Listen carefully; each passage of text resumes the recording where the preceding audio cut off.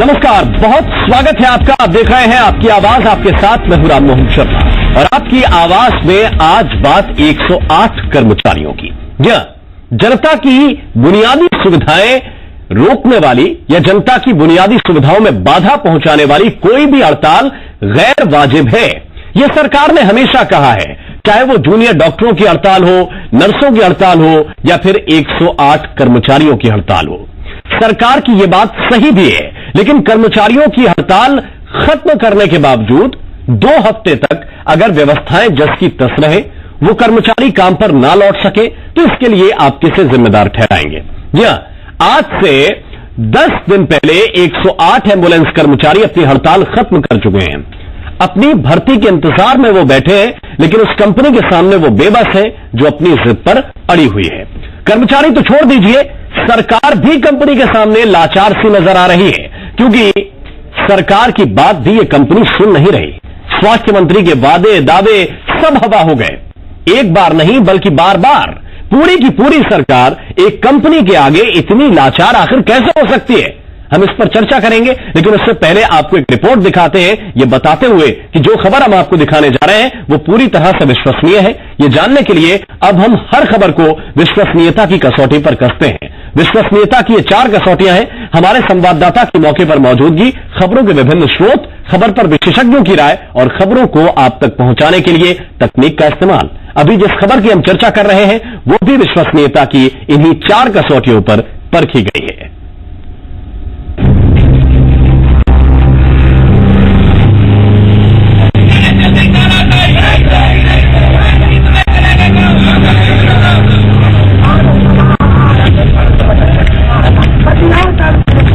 मध्य प्रदेश में 108 एम्बुलेंस सेवा पर पिछले 1 महीने से ब्रेक लगा हुआ है।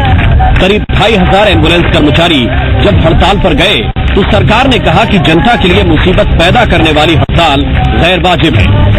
11 दिन के बाद जब यह हड़ताल टूटी तो ये उम्मीद जगी कि अब व्यवस्थाएं पटरी पर आएंगी, लेकिन हड़ताल खत्म होने के 10 दिन के बाद भी स्थिति जस की तस है।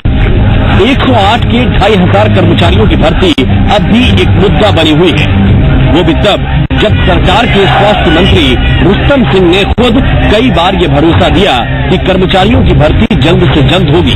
लेकिन 108 एम्बुलेंस चलाने वाली चिकित्सा कंपनी के आगे सरकार तक लाचार दिख रही है।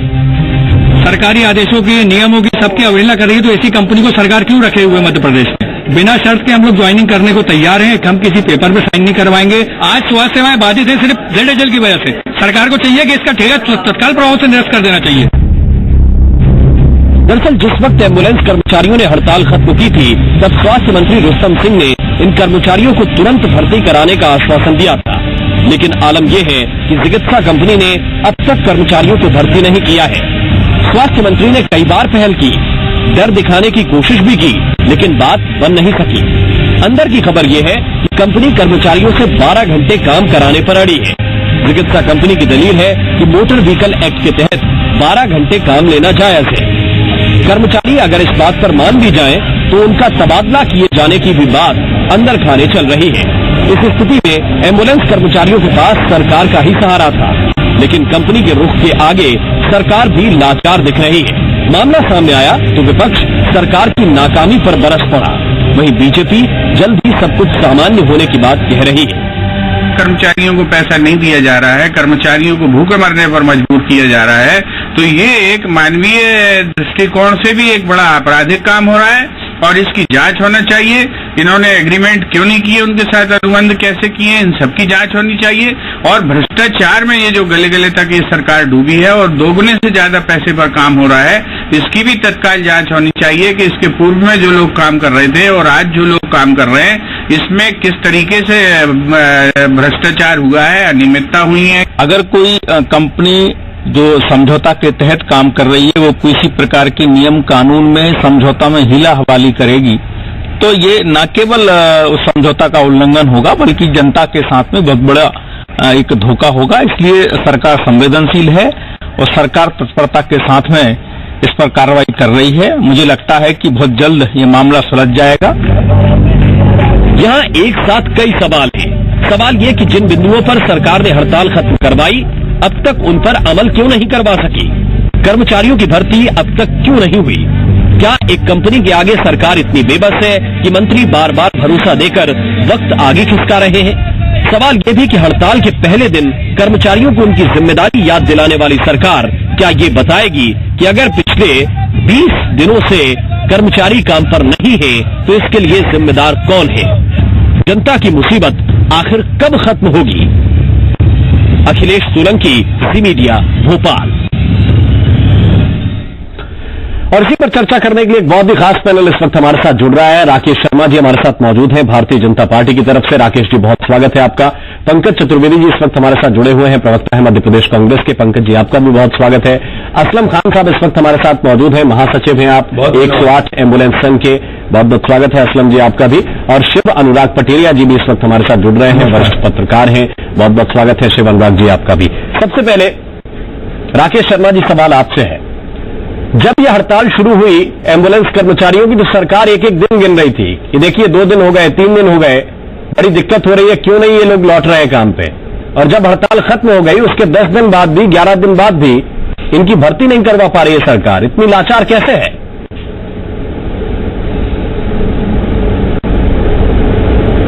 देखिए राम जी, मध्य प्रदेश सरकार किसी तरह से भी लाचार नहीं है। अगर आज मध्य प्रदेश की सरकार अपने प्रदेश के मरीजों की चिंता कर रही थी, घायलों की चिंता कर रही थी, तो ये उसका कर्तव्य है कि उनकी चिंता करे। अगर ये कर्मचारी हड़ताल पे बैठे थे तो उनसे निवेदन किया जा रहा था कि आपकी मांग को मानने के लिए या आपसे चर्चा करने के लिए लेबर कमिश्नर आपसे चर्चा कर रहे हैं, पीएस आपसे चर्चा कर रहे हैं, मंत्री आपसे चर्चा कर रहे हैं, सरकार के दरवाजे खुले हुए। तो अब मुझे एक बात बताइए कि एक प्राइवेट कंपनी के लोग किस तरह से सरकारी कर्मचारी बन सकते हैं, ये पहले एक बात बताई जाए। दूसरी बात, इनके जीपीएफ की आ रही थी तो सरकार ने उस मांग को मनवा दिया है कि जीपीएफ लागू हो गया। लगातार हर स्तर पर इन कर्मचारियों की चिंता सरकार ने की, जो क्या ये गलत किया? मैं एक बात कहना चाहता हूं कि इससे पहले जिस कंपनी को जीपीएफ को ठेका मिला हुआ था, सरकार ने ही इस बात को उसके सामने रखा था, नई कंपनी के सामने, कि पुराने सभी कर्मचारियों को आपको रखना पड़ेगा। आप ठेका तो ले रहे हैं, नए कर्मचारी आप नहीं रखेंगे। तो जो पुरानी कंपनी के कर्मचारी थे उनको सबको सरकार ने रखवाया। तो सरकार तो संवेदनशील है और आगे भी रहेगी। सरकार की तरफ इस तरह के प्रश्न उठाना, मुझे लगता है कि सरकार अपना हर कर्तव्य का निर्वहन कर रही है। आज भी एम्बुलेंस की सेवा चल रही है और 3000 मरीजों को क्या कहा था कि कितने घंटे के अंदर इनकी भर्ती हो जाएगी, और अब कितने घंटे हो गए? ये मैं बताऊं या असलम जी से पूछूं, या फिर आप सीधा जवाब देंगे?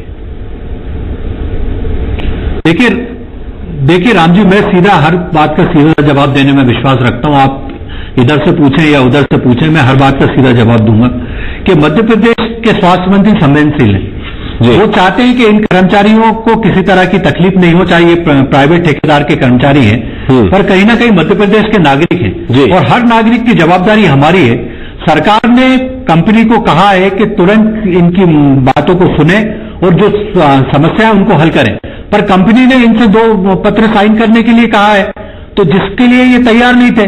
फिर उसके बाद सरकार ने कहा कि नहीं, आप जो शर्त है उनको कम कीजिए, तो 1 पत्र की जगह 2 पत्र की जगह 1 पत्र हो गया कि एचआर की तरफ से जो इनको पत्र दिया गया है कि उसको साइन करें। अब ये उसके लिए भी तैयार नहीं है। मुझे एक बात बताइए कि जब नई कंपनी में इनको रखा गया था तो पुरानी कंपनी से बढ़ाकर तनख्वाह रखी गई थी, और आज अगर मोटर व्हीकल के तहत अगर नियम के तहत अगर 8 लोग खुद दिक्कत खड़ी कर रहे हैं क्या, तो 8 घंटे के लगातार ड्यूटी करते हैं क्या? असलम जी, आप लोग खुद दिक्कतें खड़ी कर रहे हैं क्या? साथी भाई जो बैठे हैं उन्होंने बहुत गलत तरीके से पेश करा है इस बात को। मोटर व्हीकल एक्ट अपनी जगह पे कंपनी के हिसाब से सही है, लेकिन श्रम नियमों के हिसाब से गलत है। जो श्रम नियम है, माननीय अपने हाईकोर्ट का भी निर्देश है कि 8 घंटे से ज्यादा किसी से काम नहीं करवाया जा सकता है, फिर भी प्रबंधन करवा रहा है। चलिए, आज हम स्वास्थ्य सेवाओं को देखते हुए हम इस जिम्मेदारी को समझ रहे हैं कि 8 घंटे और 12 घंटे का मैटर बाद में सॉल्व हो जाएगा। अभी प्रमुखता से सबको ज्वाइनिंग दिलवाई जाए। आज 10 दिन हो गए, 11 दिन हड़ताल खत्म हुए, लेकिन अभी तक कोई एम्प्लॉय ज्वाइनिंग के लिए नहीं गया। जहां पे भी जा रहे हैं कोड ऑफ कंडक्ट में तो यह भी लिखा है कि मैं अपने साथी भाई से बात भी नहीं कर सकता।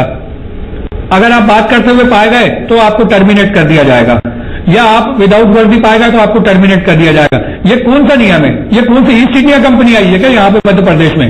तो सरकार का नियंत्रण क्यों नहीं है? आज 11 दिन से एम्बुलेंसें खड़ी हुई हैं, हड़ताल खत्म होने के बाद भी जन स्वास्थ्य सेवाएं प्रभावित हो रही हैं। एम्प्लॉय एक एक वापस पहुंच चुका है अपनी जगह पे अपनी एम्बुलेंस लेने के लिए, प्रबंधन देने को तैयार नहीं है। उन्होंने साइन करवाया कोड ऑफ कंडक्ट पे, ज्वाइनिंग नहीं दी। क्यों नहीं दी? कि अब आपने साइन कर दिए हैं, अब आपका ट्रांसफर है, अब आप जाइए। यह कहा कि यह हठधर्मिता क्यों दिखा रही है कंपनी? स्वास्थ्य मंत्री जी के आदेश हुए, श्रम कमिश्नर साहब के आदेश हुए, किसी की भी बात नहीं मान रही है कंपनी। क्या वजह है? किस वजह से? कंपनी के पीछे ऐसी कौन सी इतनी बड़ी ताकत है कि अपनी प्रदेश सरकार कुछ नहीं कर पा रही है? और जैसे मेरे साथी भाई ने कहा कि प्रदेश सरकार ने जीवीके से इसमें रखवाया, बहुत अच्छी बात है। हमारा प्रयास था, हमने अपनी बात उनके आगे रखी और प्रदेश सरकार ने हमको रखवाया। हम दिल से शुक्रगुजार है प्रदेश सरकार के। और जहां तक ग्रेजुएटी की बात है, जैसे प्रोविडेंट फंड की सर ने बात की, वो ग्रेजुएटी की बात थी। उस ग्रेजुएटी के लिए हमने 2 महीने ESIC के चक्कर काटे हैं, LIC के, और वो श्रेय सरकार नहीं ले सकती। हमने प्रयास करा है, हमने बड़े बड़े अधिकारियों से बात करी LIC की, और वो पैसा हमने जीवीके के फंड में वापस रिफंड करवाया। लेकिन जीवीके ने हमें 2 महीने बाद डाला जी। आज प्रधानमंत्री जी आए हुए थे 5 तारीख को, वहां पे उनकी सुरक्षा में कितनी बड़ी चूक हुई है। बिना पैरामेडिकल स्टाफ के एम्बुलेंस लगाई, बिना ट्रेनिंग करा हुआ आदमी उन एम्बुलेंसों पे काम कर रहा था। वो कैसे, इतनी बड़ी चूक कैसे हो गई? मेरा सवाल है मेरे साथी भाई से कि इसकी जांच करवाएं कि वहां पर आप इसके पीछे क्या देख रहे हैं? स्वास्थ्य मंत्री हड़ताल खत्म करने के लिए वादा कर रहे हैं और वहीं फिर तारीख पे तारीख मिल रही है कि हम आज अलर्ट दे रहे हैं, हम आज अगर काम नहीं होगा तो फिर कंपनी के खिलाफ कार्रवाई करेंगे। ये इतनी हीला हवाली एक सरकार के मंत्री के बयानों में या उसके काम के करने के तरीके में, इसमें आपको क्या अंदर नजर आ रहा है? देखिए राम जी, मुझे लगता है कि बहुत स्पष्ट है और इसको इस कड़वे सच को स्वीकार करना पड़ेगा कि मध्य प्रदेश की शिवराज जी की सरकार एक लचर, लाचार और कमजोर सरकार है। और यदि रुस्तम सिंह जी उनकी कैबिनेट का भाग है, स्वास्थ्य के विभाग जैसे विभाग के मंत्री हैं, पुराने पुलिस के अधिकारी रहे, IPS ऑफिसर रहे, और यदि उनका वचन इतना खाली जाए कि उनके बोलने के बाद भी हड़ताल के 11-12 दिन के बाद स्थिति जैसी तरह से, उसके पहले 15-20 दिन हड़ताल चली, तो आप सोचिए राम जी की कितनी भयावह स्थिति मध्य प्रदेश के 7.5 करोड़ लोगों के लिए कि जो उपचार की प्रतीक्षा करते हैं। और ये पैसा सब भारत सरकार से आता है। 2007-2008 की योजना है जिसमें तमाम राज्यों को भारत सरकार की ओर से पैसा दिया जाता है। लेकिन यदि राज्य सरकार इस स्तर पर कमजोर साबित हो कि वो ठेकेदार और श्रमिकों के बीच, ये शब्द का इस्तेमाल करूंगा, कि वो यदि समन्वय स्थापित करवाने में असफल रहे और श्रम नियमों के नाम पर कंपनी बेशर्मी के साथ कर्मचारियों की ज्वाइनिंग न कराए, तो इससे बड़ा शर्म का विषय क्या? वो तब बड़ी चिंता होती है राम जी कि जब मध्य प्रदेश सरकार का एक कैबिनेट मंत्री जिसका नाम रुस्तम है, मुझे लगता है वो नाम के रुस्तम है, उनकी रुस्तमाई तो कोई सुनने को तैयार नहीं है। कंपनी जो प्राइवेट कंपनी है, जिसने ठेका लिया है, जिसके ठेके के पैसे हिंदुस्तान के मध्य प्रदेश की आम जनता की कमाई से आते हैं, वो अपनी टर्म्स डिक्टेट कर रही है राम जी। वो तय करेगी कौन ज्वाइन करेगा, कौन ज्वाइन नहीं करेगा, मोटर व्हीकल एक्ट लगेगा कि लेबर लॉ लगेगा, किसकी तनख्वाह? ये असलम साहब बैठे हैं, इन्होंने पिछली बार कहा था कि 5,000 रुपए पर भर्ती हुई 7 और 8 में, आज तनख्वाह 9,000 रुपए। कौन से नियम कायदे से आप तनख्वाह बांट रहे हैं? तो मेरा आग्रह सिर्फ सरकार से यह है कि विषय कांग्रेस और भाजपा का नहीं है। सरकार को ये देखना है कि ये जो लोग इस संस्था में काम करते हैं वो भले ही ठेकेदार पर आश्रित हैं, पर है इस मध्य प्रदेश के, और उनके साथ किसी भी मानवीय कानून का, किसी आपराधिक कानून का, किसी श्रम कानून का और सबसे बड़ी इंसानियत का उल्लंघन नहीं होना चाहिए। ये डेमोक्रेसी में मुख्यमंत्री की जिम्मेदारी है, जिसका पालन करने वो रुस्तम सिंह जी। ठीक है राकेश जी, मैं आपके पास आता हूं, लेकिन उससे पहले शिवनाथ पटेरिया जी, ये स्थिति कैसी बन रही है कि आपको शुरुआत के दिन में तो लग रहा था कि जनता को दिक्कत हो रही है, अब 20 से 22 दिन गुजर गए और ये 11 दिन आपकी तरफ से खाली गए, इसके पीछे क्या है?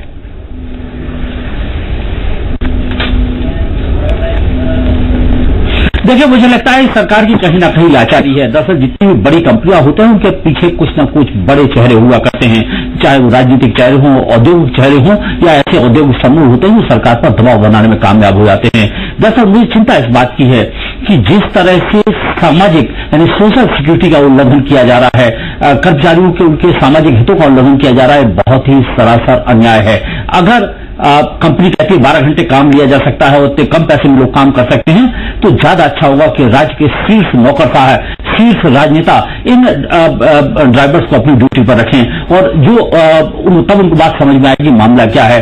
दरअसल प्राइवेट कंपनी जो ठेके लिए हैं, पिछले दिन ध्यान करिएगा 6.5 महीने पहले डायल 100 के ऊपर पीएफ के कर्मचारी के दफ्तर ने छापा मारा था और पूछा था कि आप जब बड़ी संख्या में गाड़ियां चला रहे हैं तो उससे कम संख्या में लोगों का पीएफ आप डिपॉजिट कैसे करते हैं। दरअसल कर्मचारियों से ज्यादा काम लेकर और ज्यादा जो कर्मचारियों को पैसे का उपयोग किया जाता है, सरकार से ज्यादा पैसे का, क्योंकि वो तो 8 घंटे की ड्यूटी के हिसाब से पैसा लेते हैं। तो मुझे लगता है ये मुद्दा सामाजिक सुरक्षा का है, सामाजिक सुरक्षा से जुड़े कानूनों का है, ये श्रम कानूनों का है, ये बड़ी कंपनियों के शोषण का है। वो इस पर सरकार को इंटरवेन करना चाहिए। इस तरह के शोषण की इजाजत किसी तरह से भी किसी कंपनी को मध्य प्रदेश में नहीं मिलना चाहिए। राकेश जी, बताइए। देखिए राम जी, मैंने एक बात कही कि मध्य प्रदेश में अभी ये जो सुविधा है लगातार जारी है। मध्य प्रदेश सरकार ने इसमें अपने सरकारी ड्राइवर भी रखे हैं, सरकारी स्टाफ भी रखा है और कई प्राइवेट लोगों की सेवा इसमें ले रहे हैं और 3000 से ज्यादा मरीजों को ये सुविधाएं रोज मध्य प्रदेश सरकार उपलब्ध करा रही है। दूसरी बात मैं एक और कहना चाहता हूं कि कांग्रेस के विद्वान साथी जिस तरह से कर्मचारियों के लिए यहां बैठकर घड़ियालों आंसू बहा रहे हैं, मैं इनसे पूछना चाहूंगा कि दिग्विजय सिंह शासनकाल में 13,000 संविदा कर्मचारियों को नौकरी से निकाल दिया गया था। उनमें से कई लोगों ने आत्महत्या कर दी, उनके परिवार अनाथ घूम रहे थे, फिर भारतीय जनता पार्टी की सरकार बनने पे उनको नौकरी पे रखा गया। तो 13,000 कर्मचारियों को आप नौकरी से संविदा वाले जो सरकारी नौकरी में थे उनको निकाल देते हो और आज प्राइवेट कंपनी के जो कर्मचारी हैं, एक कंपनी का ठेका खत्म होता है, वो उस पूरे कर्मचारी को दूसरी कंपनी में रखवाने का काम भारतीय जनता पार्टी की सरकार करती है। वो मेरे विद्वान साथी जो उनका प्रतिनिधित्व कर रहे हैं आपको आज की बात पे आज मध्य प्रदेश सरकार ने हमारे को सरकार ने क्या किया, ये जनता ने देखा, जनता ने सरकार बदल दी। मैं सिर्फ इतना आपसे पूछ रहा हूं कि इस वक्त स्थिति क्यों ऐसी बनी हुई है, क्यों ये 11 दिन गुजर गए और आप कर्मचारियों को भर्ती नहीं करवा पाए वादा करने के बावजूद। देखिए राम जी, मैं बहुत जवाबदारी से बात कहना चाहता हूं और निवेदन करूंगा कि आप अपने रिपोर्टर को भेज के इस बात का पता कर लें।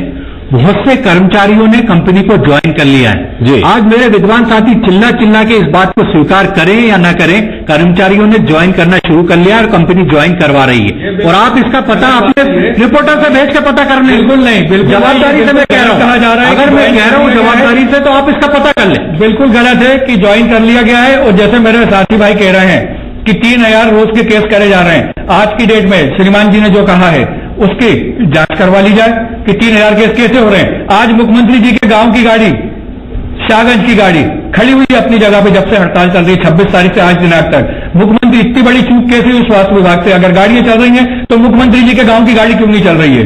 मेरे साथी भाई से पूछना चाहूंगा वो 3000 केस कौन से हैं जो आज दर्शाए जा रहे हैं। मैं एक बात कहना चाहता हूं ना, आप यहाँ पर कह रहे हैं, मैं भी बात अपनी कह रहा हूं, आप एक बात सुनिए। आप भी अगर कह रहे हैं कि मध्य प्रदेश सरकार कुछ नहीं कर रही है, प्रधानमंत्री मध्य प्रदेश में एक हाहाकार मच गया था, वहां पे पूरे मध्य प्रदेश में हाहाकार मच गया था।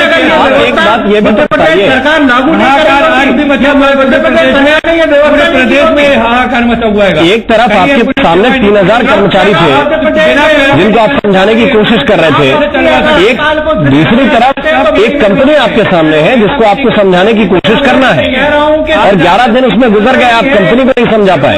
चल रही है पूरे मध्य प्रदेश में चल रही है, सीधी सतना सिंगरौली में चल रही है। इसका मतलब ये नहीं कि पूरे मध्य प्रदेश में चल रही है। रिकॉर्ड देख लीजिए राम जी, कॉल सेंटर के लगातार सरकार बात कर रही होते हैं, सरकार बात कर रही है और मैंने जो कहा कि कंपनी ने 2 लेटर इनके सामने रखे थे कि आप इन 2 लेटरों को साइन करो। आज सरकार ने उनको 1 लेटर में बदल पाया कि ये जो सिर्फ शर्तें हैं जो घड़ी शर्तें हैं उसको मान्य नहीं करते।